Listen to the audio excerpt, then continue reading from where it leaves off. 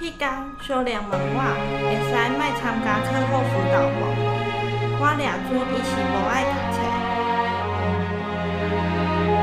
后来才知影，伊是烦恼阿嬷一个人伫厝。